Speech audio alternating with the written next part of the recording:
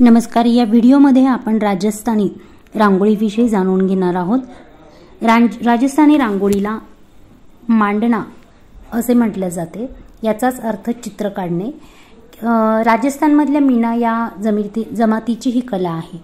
मीना स्त्रिया रंगीबेरंगी वस्त्र परिधान करून खेळीमेळीच्या आणि जल्लोषी वातावरणात भिंतीवर आणि जमिनीवर कथाचित्र काढतात. गेरूच्या लाल रंगावर खडूच्या पांढऱ्या रंगाने काढलेल्या या चित्रांची ख्याती आंतरराष्ट्रीय स्तरावरती पोहोचलेली आहे. दिवाळी, होळी, गोवर्धन पूजा, लग्न, बाळंतपण अशा वेगवेगळ्या प्रसंगासाठी वेगवेगळ्या मांडणा डिझाईन्स बनवल्या जातात. मांडणाला परंपरेचा एक भाग म्हणून चित्रित केले जाते.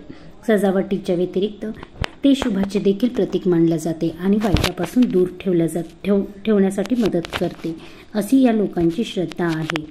गणगौर सण राजस्थानमध्ये उष्ण हवेची उब आणतो. या ऋतूची मुख्य वैशिष्ट्ये दाखवण्यासाठी मुली बिजानी, बारा, बाबराई यासारख्या मांडणाच्या डिझाईन्स बनवतात. कधीकधी नयनरम्य रांगोळी तयार करण्यासाठी बिजानी म्हणजेच पंखा कुशलतेने 5 किंवा 9 गटांमध्ये सादर केली जाते. प्रथम त्रिकोणाच्या आकाराचे फॅन आणि त्याचे हँडल रेखांकित केले जाते. त्याच्या पुढे रेषा आणि पोत्यांनी भरलेले आकार असतात. नंतर अर्धवर्तुळाकारामध्ये पंखा सुशोभित करून कोरलेला असतो व त्याच्यावरती रंगकाम केलेले जाते. त्याप्रमाणे राजस्थानी मधील मंडना यामध्ये पायांचे ठसे विशेष प्रसिद्ध आहे. धार्मिक स्थानांचे कोणतेही मांडण या पायांच्या ठस्यांशिवाय पूर्ण होत नाही. पायांच्या ठस्यांचे असे नमुने बिहार आणि बंगालमध्ये देखील प्रचलित आहे.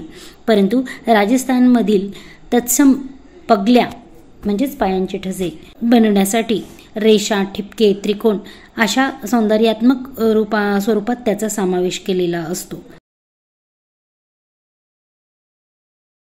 राजस्थानची ही मंडना कला पारंपरिक कलांपैकी एक आणि भारतातील आदिवासी जमातीची सर्वात जुनी कलांपैकी एक कला म्हणून ओळखल्या जाते.